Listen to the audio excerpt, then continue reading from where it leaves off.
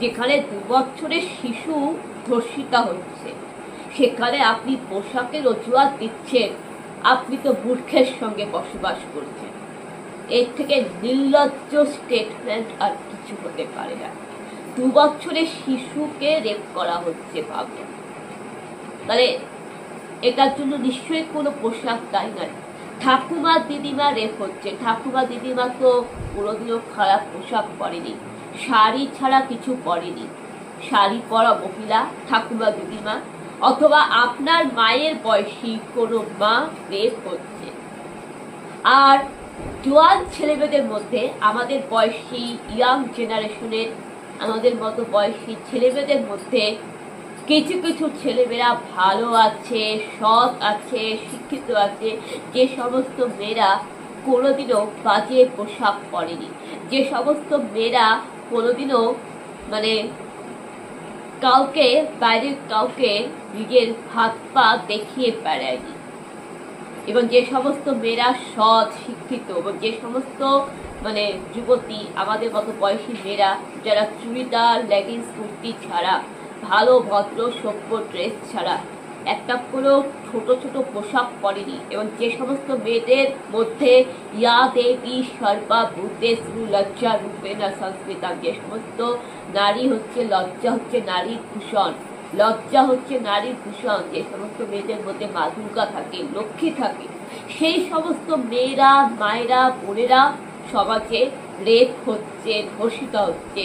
যে সমস্ত মেয়েরা ভদ্র সভ্য পোশাক পরা, যে সমস্ত মেয়েরা একটা খারাপ পোশাক পর্যন্ত পরেনি, যে সমস্ত মেয়েরা চুড়িদার, লেগিংস, কুর্তি, ঘাগরা, শাড়ি ছাড়া কোনো কিছুর ভাবে খারাপ পোশাক পরেনি, যে সমস্ত নারীরা নিজেদের আবরণকে ঢেকে রেখেছে, পায়ের নখ অবধি নিজেদের আবরণকে ঢেকে রাখে, যে সমস্ত নারীরা হাত এতখানি হাত ঢেকে রাখে, যে সমস্ত নারীরা ভদ্রভাবে সভ্যভাবে পোশাক পরে, যে সমস্ত নারীদের পোশাকের মধ্যে একটা স্বাধীনতা রয়েছে, যে সমস্ত নারীদের মধ্যে লজ্জা রয়েছে, যে সমস্ত নারীদের মধ্যে সম্মান রয়েছে, এবং যে সমস্ত নারীরা ভালো, সৎ, শিক্ষিত, যে সমস্ত নারীরা নিজেদের লজ্জাকে ঢেকে রাখে, নিজেদের আবরণকে আবৃত করে রাখে, এবং যারা মা দুর্গা লক্ষ্মীর রূপ,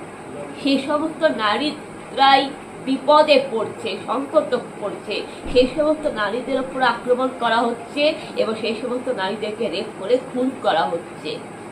কিন্তু সমাজে যারা খারাপ, যারা পুতুলা, যারা ফিরিম্পা, যারা তারকা, যারা শাকচুন্নি, সেই সমস্ত মেয়েরা কি করে, বাজে বাজে বিচ্ছিরি ড্রেস পরে তারা তাদের নিজেদের ইজ্জত, লজ্জাটাকে বিক্রি করে দেয়, এবং তাদের কারণে, তাদের জন্য ভালো, ভদ্র, সভ্য, শিক্ষিত মেয়েরা বিপদে পড়ছে।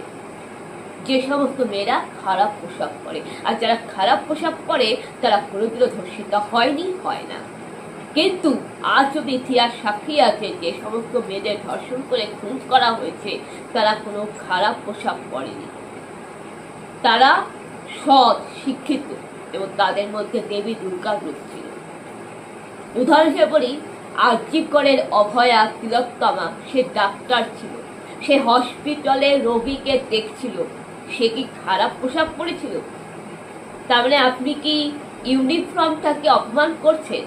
ডাক্তারের ইউনিফর্ম, বন্ধুরা, আমরা যখন যে যার কাজে বেরোই, যখন কোনো একটা স্টুডেন্ট স্কুলে যাচ্ছে, সে নিশ্চয়ই ইউনিফর্ম পরেই স্কুলে যাবে, তার স্কুল ড্রেস পরেই যাবে।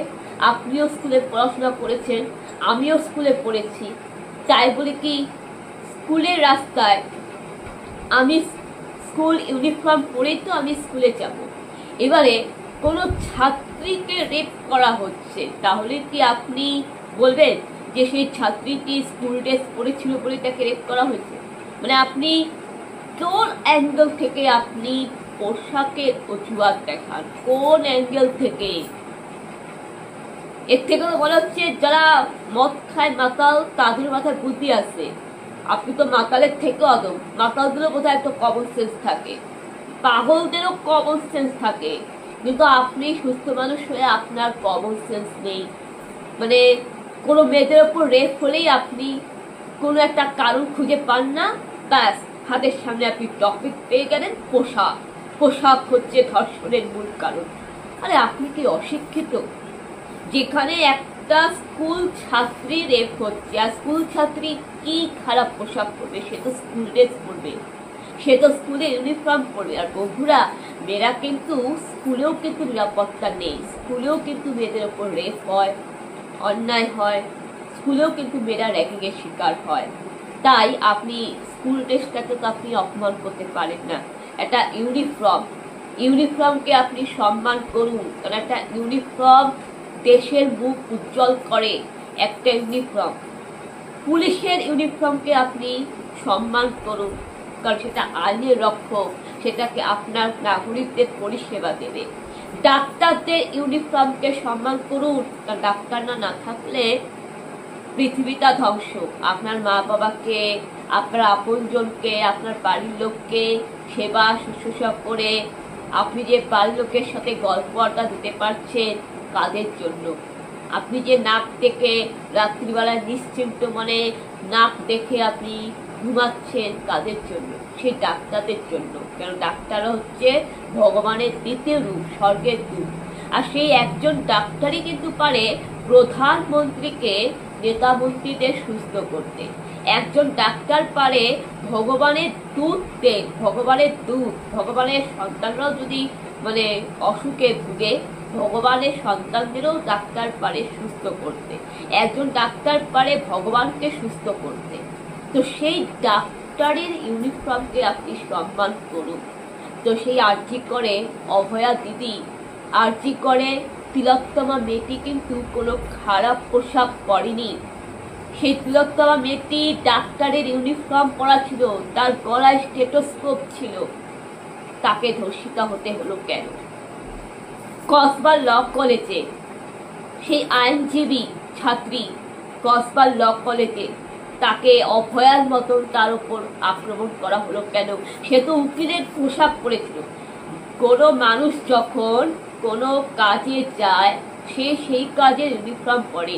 আর ল কলেজে পড়তে গেলে তাকে উকিলদের মতনই, উকিলরা যেরকম কোট পরে সেরকম ভাবেই তাকে কলেজে যেতে হবে। তো তার ইউনিফর্মটা কি খারাপ? সেটা তারা ইউনিফর্ম, সে তো লয়ার মানে অ্যাডভোকেটরা যেরকম ভাবে ড্রেস পরে, ওই ইউনিফর্মটা পরেই মেয়েটি কলেজে গিয়েছিল, তাকে ধর্ষিত হতে হলো কেন? শাড়ি পরা মহিলা মায়েরা রেপ হয়, তাহলে শাড়ি পরা কি খারাপ? তাহলে আপনি কোন অ্যাঙ্গেল থেকে আপনি পোশাকের ওজা দিচ্ছেন? তার ইতিহাস সাক্ষী রইল, যে সমস্ত মেয়েরা ভালো সৎ শিক্ষিত, যে সমস্ত মেয়েরা একটা খারাপ ড্রেস পরেনি, যে সমস্ত মেয়েরা নিজেদের লজ্জা আবরণকে ঢেকে রেখেছিল, যে সমস্ত মেয়েরা একটা বাজে পোশাক পরেনি, যে সমস্ত মেয়েরা ইউনিফর্ম পরে নিজের পরিবারকে দেখাশোনা করার জন্য সমাজের দেশ চালাচ্ছিল, কেউ রোগীর সেবা করছিল, কেউ মানুষের জন্য ন্যায় বিচার দেওয়ার জন্য উকিলের পোশাক, অ্যাডভোকেটের পোশাক, কেউ ডাক্তারের পোশাক, আর কেউ লেখাপড়া করছে, স্কুলের ইউনিফর্ম পরছে। প্রত্যেকটা সেই ডাক্তার, সেই উকিল মহিলা, সেই অভয়া দিদি এবং সেই বাচ্চা মেয়েটি ইউনিফর্ম পরা, তারা প্রত্যেকে নিজেদের ইউনিফর্ম, নিজেদের কাজকর্মের ইউনিফর্ম পরেছিল।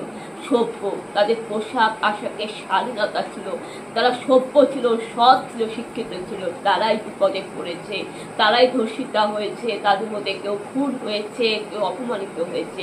কিন্তু ইতিহাস সাক্ষী আছে, যে সমস্ত মেয়েরা তারকা রাক্ষসী পুতুনা খারাপ ড্রেস পরে, তারা তো নিজেদেরকে বিক্রি করে দেয়, তারা কোথা থেকে ধর্ষিত হয়। কিন্তু তাদের জন্য, সেই সমস্ত খারাপ মেয়েদের জন্য ভালো মেয়েরা বিপদে পড়ে, অভয়ার মতো মেয়েরা বিপদে পড়ে।